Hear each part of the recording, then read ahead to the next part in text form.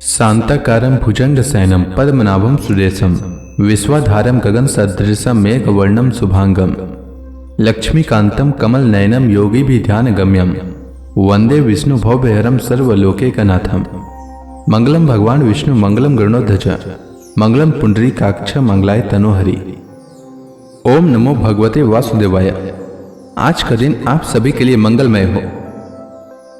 आइए सुनते हैं अधिक मास कथा का 27वां अध्याय। श्री नारायण बोले, इस प्रकार कहकर मौन हुए मुनीश्वर वाल्मीकि मुनि को सपत्नीक राजा दृढ़धनवा ने नमस्कार किया और प्रसन्नता के साथ भक्ति पूर्वक पूजन किया। उस राजा दृढ़धनवा से की हुई पूजा को लेकर आशीर्वाद को दिया, तुम्हारा कल्याण हो। पापों का नाश करने वाली सरयू नदी को मैं जाऊंगा। इस समय हम दोनों को इस प्रकार बात करते सायंकाल हो गया है। यह कहकर मुनि श्रेष्ठ वाल्मीकि मुनि शीघ्र चले गए। राजा दृढ़धनवा भी सीमा तक वाल्मीकि मुनि को पहुंचाकर अपने घर लौट आया। घर आकर अपनी गुण सुंदरी नामक सुंदरी स्त्री से बोला। राजा दृढ़धनवा बोला, ऐ सुंदरी, राग, द्वेष, लोभ, मोह, मद, मात्सर्य इन 6 शत्रुओं से युक्त गंधर्व नगर के समान इस असार संसार में मनुष्यों को क्या सुख है। कीट विष्टा भस्म रूप और वात पित्त कफ इनसे युक्त मलमूत्र रक्त से व्याप्त ऐसे शरीर से मेरा क्या प्रयोजन है। हे वरारोही, अधूर्व शरीर से ध्रुव वस्तु एकत्रित करने के लिए पुरुषोत्तम का स्मरण कर वन को जाता हूं। तब वह गुण सुंदरी ऐसा सुन के विनय से नम्रता युक्त और शुद्धता से हाथ जोड़कर अपने पति से बोली। गुण सुंदरी बोली, हे नृपते, मैं भी तुम्हारे साथ चलूंगी। पतिव्रता स्त्रियों के पति ही देवता हैं। जो स्त्री पति के जाने पर पुत्र के गृह में रहती है, वह स्त्री पुत्र वधू के अधीन हो पराये गृह में कुत्ते के समान रहती है। पिता स्वल्प देता है और भाई भी स्वल्प ही देता है। अत्यंत देने वाले पति के साथ कौन स्त्री न जाएगी। इस प्रकार प्रिया की बात को स्वीकार कर पुत्र का अभिषेक कर स्त्री सहित शीघ्र ही मुनियों से सेवित वन को गया। दोनों स्त्री पुरुष हिमालय के समीप गंगा जी के निकट जाकर पुरुषोत्तम मास के आने पर दोनों काल में स्नान करने लगे। हे नारद, वहां पुरुषोत्तम मास को प्राप्त कर विधि से पुरुषोत्तम का स्मरण कर भार्या सहित तपस्या करने लगे। ऊपर हाथ किए बिना अवलंब पैर के अंगूठे पर स्थिर आकाश में दृष्टि लगाए निराहार होकर राजा श्री कृष्ण का जप करने लगे। इस प्रकार व्रत की विधि में स्थित हुए तपोनिधि राजा की पतिव्रता रानी सेवा में तत्पर हुई। इस प्रकार तप करते हुए राजा का पुरुषोत्तम मास संपूर्ण होने पर घंटीमाओं के जल से विभूषित विमान वहां पर आया। ऐसे तत्काल आए हुए पुण्यशील और सुशील सेवित विमान को देख स्त्री सहित राजा आश्चर्य युक्त हो विमान में बैठे हुए पुण्यशील और सुशील को नमस्कार किया। पुनः वे स्त्री सहित राजा को विमान में बैठने की आज्ञा दिए। स्त्री सहित राजा विमान में बैठ के सुंदर नवीन शरीर धारण कर तत्काल गोलोक को गए। इस प्रकार पुरुषोत्तम मास में तप करके भय रहित लोक को प्राप्त होकर हरि के निकट आनंद करने लगे। और पतिव्रता स्त्री भी पुरुषोत्तम में तप करते हुए पति की सेवा कर उसी लोक को प्राप्त हुई। श्री नारायण बोले, हे नारद, मेरी एक जीवा है। इस समय इसका क्या वर्णन करूं। इस पृथ्वी पर पुरुषोत्तम के समान कुछ भी नहीं है। सहस्त्र जन्म में तप करने से जो फल प्राप्त नहीं होता है, वह फल पुरुषोत्तम के सेवन से पुरुष को प्राप्त हो जाता है। श्री पुरुषोत्तम मास में बुद्धिपूर्वक अथवा अबुद्धिपूर्वक किसी भी बहाने यदि उपवास, स्नान, दान और जप आदि किया जाए तो करोड़ों जन्म पर्यंत किए पाप नष्ट हो जाते हैं। जैसे दुष्ट बंदर ने अबुद्धिपूर्वक 3 रात तक पुरुषोत्तम मास में केवल स्नान कर लिया तो उसके पूर्व जन्म के समस्त कुकर्मों का नाश हो गया और वह बंदर भी दिव्य शरीर धारण कर विमान पर चढ़कर जरा मरण रहित गोलोक को प्राप्त हुआ। इसलिए यह पुरुषोत्तम मास संपूर्ण मासों में अत्यंत श्रेष्ठ है, क्योंकि इसने बिना जाने ही पुरुषोत्तम मास में किए गए स्नान मात्र से दुष्ट वानर को हरि भगवान के समीप पहुंचाया। अहो आश्चर्य है, श्री पुरुषोत्तम मास का सेवन जो नहीं करने वाले हैं वे महामूर्ख हैं। वे धन्य हैं और कृत्य हैं तथा उनका जन्म सफल है जो पुरुष पुरुषोत्तम मास का विधि के साथ स्नान, दान, जप, हवन, उपवास पूर्वक सेवन करते हैं। नारद मुनि बोले, वेद में समस्त अर्थों का साधन करने वाला मनुष्य शरीर कहा गया है, परंतु यह वानर भी व्याध से पुरुषोत्तम मांस का सेवन से साक्षात मुक्त हो गया। हे तपोनिधे, संपूर्ण प्राणियों के कल्याण के निमित्त मुझसे इस कथा को कहिए।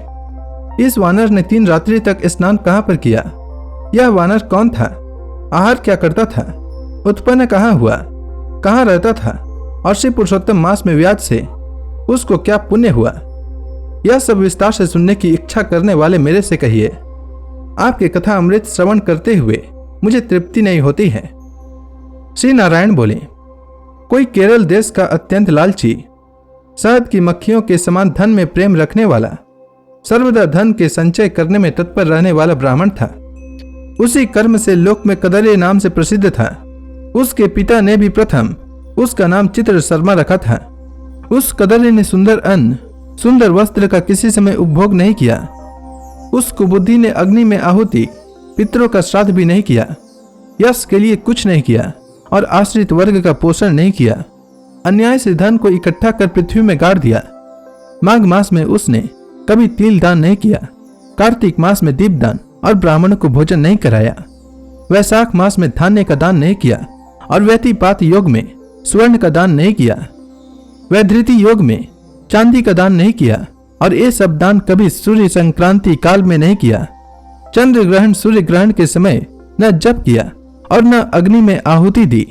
सर्वत्र नेत्रों में आंसू भरकर दिन वचन कहा करता था।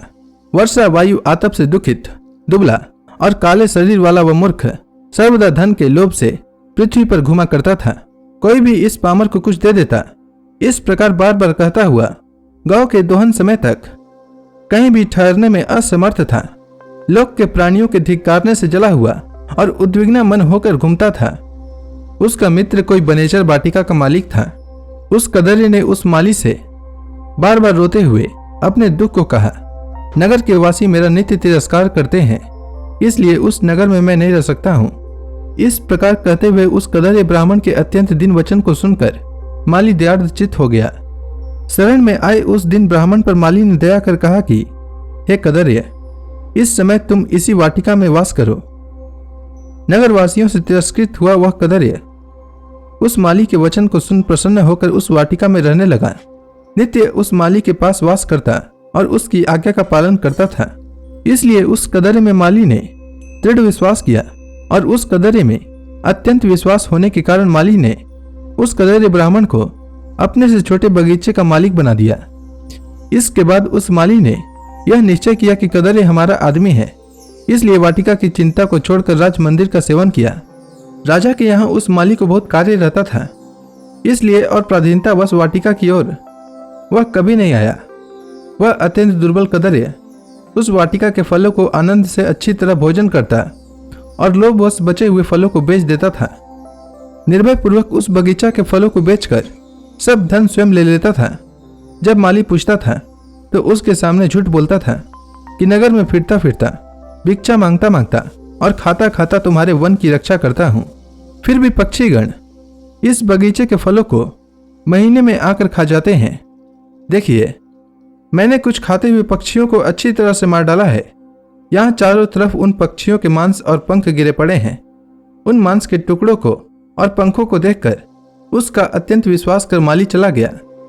इस प्रकार अत्यंत जर्जर उस दुष्ट कदर्य के वास करते 27 वर्ष व्यतीत हो गए। वह मुड़ वहां ही मर गया और उसको अग्नि और काष्ठ भी नहीं मिला। बिना भोगे पापों का नाश नहीं होता है, ऐसा वेद के जानने वाले कहते हैं। इसी कारण हाहाकार करता हुआ यमदूतों के मुदगर के आघात से पीड़ित कष्ट के साथ अत्यंत भयंकर दीर्घ मार्ग हो गया। पूर्व में किए हुए कर्मों को स्मरण करता हुआ और प्रलाप करता हुआ तथा बुद्बुद अक्षरों से कहता हुआ कि अहो आश्चर्य है, मुझ दुष्ट कदर्य के अज्ञान को देखिए। कृष्ण साठ से युक्त पवित्र इस भारत खंड में देवताओं को भी दुर्लभ मनुष्य शरीर को प्राप्त कर मैंने धन के लोभ से क्या किया, अर्थात कुछ भी नहीं किया, और मैंने जन्म व्यर्थ में खोया तथा मैंने बहुत दिनों में जो धन संचय किया था वह धन तो पराधीन हो गया। इस समय काल पास में बंधा पराधीन होकर क्या करूं? प्रथम मनुष्य शरीर को प्राप्त कर कुछ भी पुण्य कर्म नहीं किया, न तो दान दिया, न अग्नि में आहुति दी, न हिमालय की गुफा में जाकर तपस्या की। मकर के सूर्य होने पर माघ मास में न गंगा के जल का सेवन किया, पुरुषोत्तम मास के अंत में 3 दिन उपवास भी नहीं किया, और कार्तिक मास में तारा गण के रहते प्रातः स्नान नहीं किया। मैंने पुरुषार्थ को देने वाले मनुष्य शरीर को भी पुष्ट नहीं किया। अहो आश्चर्य है, मेरा संचित धन पृथ्वी में निरर्थक गड़ा रह गया।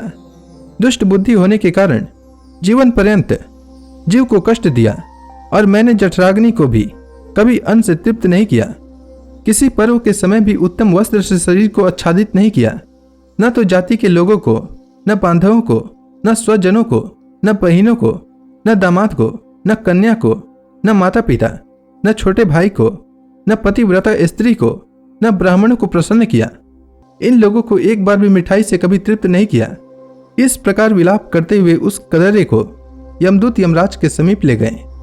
उसको देखकर चित्रगुप्त ने उसके पाप पुण्य को देखा और अपने स्वामी धर्मराज से कहा कि हे महाराज, यह ब्राह्मणों में अधम कृपण है, धन के लोभी। इस दुष्ट कदरे का कुछ भी पुण्य नहीं है। वाटिका में रहकर इसने बहुत पाप किया है। माली का विश्वास पात्र बनकर साक्षात स्वयं फलों को चुराया, और जो पके हुए फल थे उनको खाया, और जो खाने से बचे हुए फल थे उनको इस दुष्ट ने धन के लोभ में बेच डाला। एक फलों की चोरी का पाप, दूसरा विश्वासघात का पाप। हे प्रभु, ये 2 पाप इस कृपण में अत्यंत उग्र हैं, और भी इसमें कई प्रकार के अनेक पाप हैं। नारद मुनि बोले, इस प्रकार ब्रह्मा के पुत्र चित्रगुप्त के वचन को सुनकर अत्यंत क्रोध से युक्त धर्मराज ने कहा कि यह कदर्य 1000 बार वानर योनि में जाए, और विश्वासघात का फल इसको बाद में होएगा। तो इसी के साथ यह अध्याय समाप्त हुआ। इसके आगे की कथा मैं कल के अध्याय में सुनाऊंगा। तब तक के लिए भगवान हरि का नाम लेते रहें। तो प्रेम से बोलिए भगवान विष्णु की जय, श्री कृष्ण भगवान की जय, समस्त देवी देवताओं की जय।